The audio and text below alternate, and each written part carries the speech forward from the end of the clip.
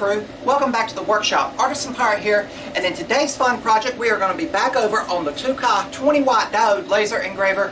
Got a really cool creative design for the book lovers out there. Now you guys know in recent years I've really jumped back into reading books, and I'm diligently going through my entire Stephen King collection. Books I missed back when I originally read them, I'm seeking out now to find a nice copy to where I can read them, so I can read through the whole Stephen King library. My mom is an avid reader as well. It's probably where I got my love of reading. My grandmother loved to read. My aunt loves to read. So we have a bunch of book lovers in the family, and when I seen this file on the Etsy website, I knew I would have to pick it up. Now when you pick the file up off the Etsy website, there's several different variations of the design. The design that I have picked out and selected and have loaded into the Lightburn software over on the laptop, you can see that white screen hopefully back there, is just a nice little bookshelf. And what the design is a book tracker display, meaning you can put this with your bookcase, on a shelf, on your headboard or something, to keep track of how many books you have read through a calendar year, through all 365 days. So we're going to have the backer board. It's going to have a nice little stand to it, and then it's going to have numbers that can go on it, you know, kind of like a scoreboard. If you remember the old school sports scoreboards where they would just have numbers that they would hang up on a hook or something, that's ultimately what this is. But I thought it would be a really cool and creative design to pick up and make and bring to life visually over here on the platform for you guys over on the TOOCAA 20W diode laser engraver. Now I've modified the file to my needs over in the Lightburn software, and I'm ready to start over here on the laser. If you can see where the TOOCAA laser is lit up, I already have one piece of the 3mm craft plywood loaded into the laser bed. And as I said, this material here is very fragile. You can see how it flexes there with just little effort. So anytime you cut projects out of this, we've made projects over here on the platform in the past with it, just be very careful with them because they could potentially break. But I've already got one piece loaded into the laser bed, as I said, and I've got another piece here. Again, due to the file size of all of the pieces we're going to have to make to bring this project to life with today, I'm going to have to run this in two different passes. Now if you have a bigger laser bed, you could potentially make this project in one individual pass, but I have broken the pieces up from the file into two different sections to where we can make most of the project in one pass, and then we'll come back and make the stand and all of the numbers that you will keep track of the books you've read throughout the year on the second pass. But I'm really excited to get this project started. It's always cool to get over on the laser because just like scroll saw woodworking, a laser engraver is a very versatile and creative tool to have out in a garage or a workshop. But all I need to do now is get on my safety protection UV goggles, turn on the air filter, and we'll move the camera over to the laser and get started.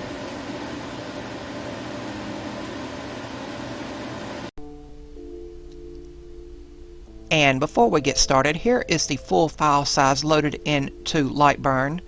And you can see here I'm going to go in two individual passes here, one with the actual project and one additional pass with the base and all of the numbers. But over here on the laser, we already have a piece of the 3mm craft plywood loaded into the honeycomb spoil board and held in place with a few magnets. And I just turned the GoPro on for filming on the inside of the enclosure, and we are framing the project out a couple times. And I put that final magnet in place and hit start on Lightburn, and the TOOCAA 20W laser engraver began making the project. And you guys know that traditionally my view of the laser when it's running is basically what you see here on the screen, but it's not a very good perspective for filming these laser videos. That is why I put the GoPro on the inside of the enclosure, but I'm so happy that the TOOCAA's enclosure is translucent and lit all the way around to where I can keep an eye on the laser from virtually any angle while I'm in the workshop. Here we are seeing the footage from the GoPro itself, and hopefully it gives you guys a better perspective of the laser while it is running. Of course, it's doing all of the engraving first. It's doing the hand holding the ink quill and the books on the bookshelves for the piece, and then it will begin laser cutting. And again, this is the basic 3mm craft plywood, this basswood for laser engraving, and it works phenomenally for laser cut and laser engraved projects.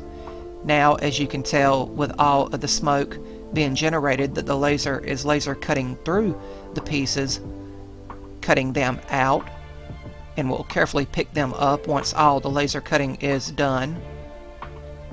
But this is why it is important to have an enclosure to capture and trap all of those fumes and pipe them out of the exhaust fan in the back. And after the laser's done, I always let it sit for around 5 minutes to make sure that the smoke has been fully extracted. But we'll carefully remove all of the pieces here. And again, with the thinness of the material, all of the pieces are very fragile, so just be careful with them. But we'll put another piece of the material onto the honeycomb and we'll frame it out a couple more times, and I'll turn the GoPro back on and we'll be ready to begin doing the second set of pieces that will complete the project. All in all, it took around 45 minutes for both passes over here on the laser. It took around 30 minutes for the main part, and it took around 15 minutes for the part you are seeing here. And for those curious about the settings I am using, keep in mind this is a 20-watt diode laser, and I use the Lightburn software, and the settings that I am using for engraving is speed 5500, power 26 or 27%, one pass with air assist on. And for laser cutting, that you see the laser again doing now, the settings are speed 300, power 95%, one individual pass with air assist on. But while the laser engraver was running, I was doing some other stuff in the workshop, getting future Scroll Saw project videos prepped and ready to go. But again, I didn't really leave the laser unattended for long periods of time. That is, of course, something you do not want to do due to the nature of the laser. I was always close by whenever it was running. But when the laser gets done here, once again, I'll leave it sitting for around 5 minutes to make sure all of those fumes have been piped out. And then I'll open the enclosure and remove the GoPro and turn it off. And we'll collect all of our pieces once again. And I'll lay everything out over on the Rikon table saw so you can see how many individual pieces make up this book counter project. Not very many at all, and again, they are very fragile. But I'll get ready to assemble, and for assembly I'll be using medium grade CA glue and activator from Klingspor Woodworking Shop, and I'll line everything up by eye here.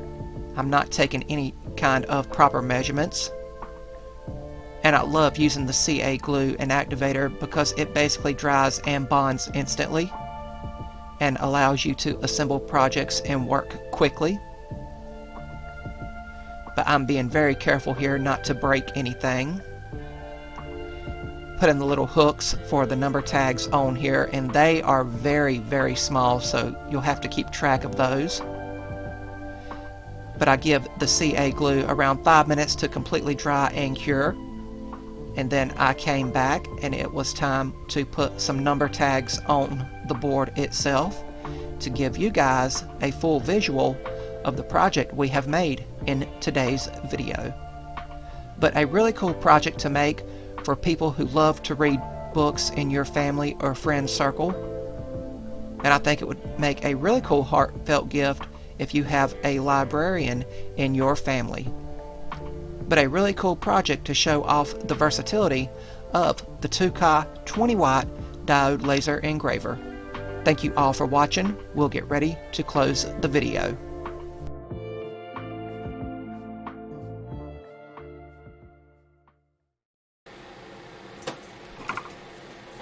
And here we have the completed book tracker, laser cut and laser engraved completely over on the TOOCAA 20-watt diode laser engraver, and it finished up exceptionally well. Very cool for a very first attempt on trying out this file that I picked up off of the Etsy website.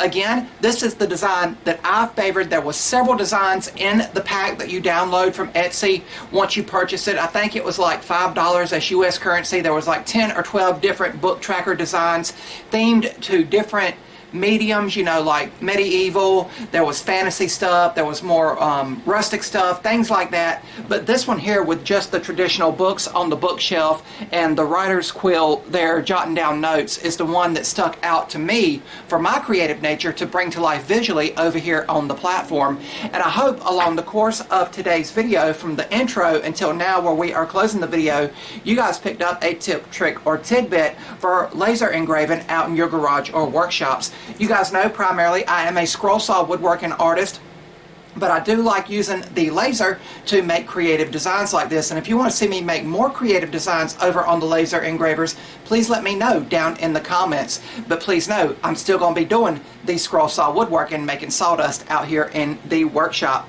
Now, this piece can be used in combination with the stand here, or you could put a hanger on the back of this and hang it by a bookcase or a bookshelf if you have a library or something like that. I'm going to set the stand down just so we can talk about the actual subject of this video, and that is the book tracker itself. Now, I've just placed the numbers 1, 2, 3 on here just to show you guys. They easily and carefully just come off just like that, so you could easily put a different number on it. And I've got all the numbers that we laser cut laid here in front of us. Of course, if you need to make more of these, they are of course in the file, and you could quickly run them off. You can see they're smaller than my thumb there, so they don't take up much material at all. And again, everything here was laser cut from that thin 3mm craft plywood. I believe it's called basswood for laser engraving, and it does exceptionally well over at the laser. And again, this was my very first attempt making this project, so it's not as perfect as I'd like it to be. I would love some of the engraving to be a little bit darker. I just use my standard settings going forward on engraving when I done this, just to see how the file would work. But now that I know the file is going to work properly and assemble properly, I could go back and make this with more fancier materials. I could enlarge it to make it out of 1/4-inch material. I could of course make another one, and before the assembly process go in and paint or stain everything. So the sky's is the limit with options and versatility for this. If you wanted to make a little box over on the laser to hold all of your number cards, you could totally do that. I believe I have 7 or 8 of them left over here, but it's just really, really cool. Again, I'm so happy and thankful that I've gotten back into reading full-time. It is very therapeutic, and I find myself reading more and more in my leisure time, and just escaping into the pages of a book. It's great to just fall into someone else's imagination and get out of your head for a little bit, if that makes any sense. Again, I come from a family of avid readers. My mom's an avid reader. My aunt, her sister, is an avid reader, and my late grandmother was a very avid reader. Now, we do not all read the same subjects. My mom has a huge Danielle Steele collection. My aunt has a Danielle Steele collection, and I, of course, have the Stephen King and fantasy books. That's just my cup of tea when it comes for reading books and everything. But total time here in today's video was around 45 minutes because, again, we went in 2 individual passes due to the size of the file. And you can see the file isn't large at all, but that laser bed that I have on the TOOCAA 20-watt diode laser engraver, which is a fantastic and phenomenal laser if you guys are out there seeking a laser, your first laser for your garage or workshop. But because of the laser bed size, I think it's around 14 inches square, and those basswood sheets that I have that my buddy Robert gave me, those are 12 inches square, so just a little bit smaller than my honeycomb template. So I had to break the file up into sections to where we could get everything laser cut here. And again, the time it takes for you to cut this project out and engrave it is also going to depend on the wattage of your laser you have out in your garage or workshop. I know that 5 and 10 watt lasers are becoming more and more affordable. The laser that is currently, at the time of this video's recording, is the TOOCAA 20-watt diode laser engraver, and again, they're becoming more and more affordable. but they are great for making little projects like this. Really happy with how it came out. I just wish some of the engravings would be a little bit darker. Usually when I want to make and bring a laser project to life visually over here on the platform, I'll do some research and development, some R&D, and do a prototype one behind the camera, behind the scenes, so to speak, before making it in the visual format. That way I know everything is dialed in perfectly. But I sat at the computer and played around with the file and got it adjusted to where I hope it would come out properly, and indeed it did in today's video. And again, the little stand here is totally optional, and it just came apart there because it does slide together like that. It's just a little slotted design, as you can see here, so we will slot it back together. So it would be great to make and give to someone, because you could take it apart and store it flat for shipping or for wrapping in a gift or something like that. So that's something also cool to keep in mind. But again, you do not have to make the stand. You could totally just put a little hanger on the back and it would be just as cool of a piece. But again, the file was picked up over on the Etsy website, and anytime the laser was running, I tried to remind myself to have on the safety UV goggles when I went to peer into the laser, just to make sure everything was running properly. And I also had the air filtration unit running in the top of the workshop, keeping the air quality out here for my lungs as clean as possible during the laser engraving process.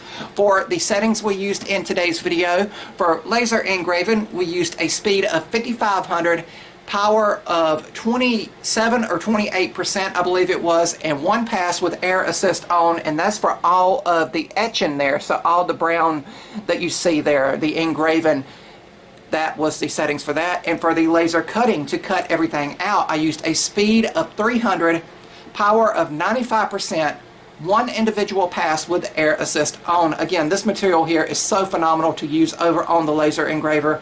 But again, if you have a more powerful laser or a CO2 laser out in your garage or workshop, you could of course make this out of more exotic materials. This was just a test run, and the mantle for my bed has a little shelf on it, so this is going to go there so I can keep track of how many books that I have read this year in 2026. At the time of this video's recording, I'm almost done reading the first book of 2026, so I can actually just go on very soon, hopefully, take the 2 and 3 off and just have that 1 prominently displayed, and I can put the other numbers off to the side as I continue to read and expand my knowledge in reading, and hopefully pick up speed with reading, because I just love reading and I want to become faster and faster when it comes to reading books. But again, it's always great to just escape into someone else's imagination. But again, if you know someone that is an avid reader, this would make a great gift to give to them, just to show you were thinking about them. And it also shows that you took the time to make something out in your garage or workshop for a family, friend, or dear loved one. Again, the full design has the stand there. I don't know if all of the designs, again, there's multiple in the pack you get off of Etsy. I don't know if all of the files have the stand included. It was just the one that I wanted to bring to life visually in today's video did indeed have the stand where you could make it to properly display it like this on a shelf, desk, or countertop. But really cool. Had a lot of fun in today's video, and I hope you guys enjoyed watching it from the intro until now as we are closing the video. That's going to be about all for this one. If you're new to the channel, hopefully you'll click that subscribe button and follow me across all my social media feeds under the Artisan Pirate name. As always, links to contact me as well as all my social media feeds will always be linked down in the description box below these videos. That's about all for this one, and remember guys, if I can make it or do it, so can you guys. I'm the Artisan Pirate. Take care, and I'll see you guys real soon.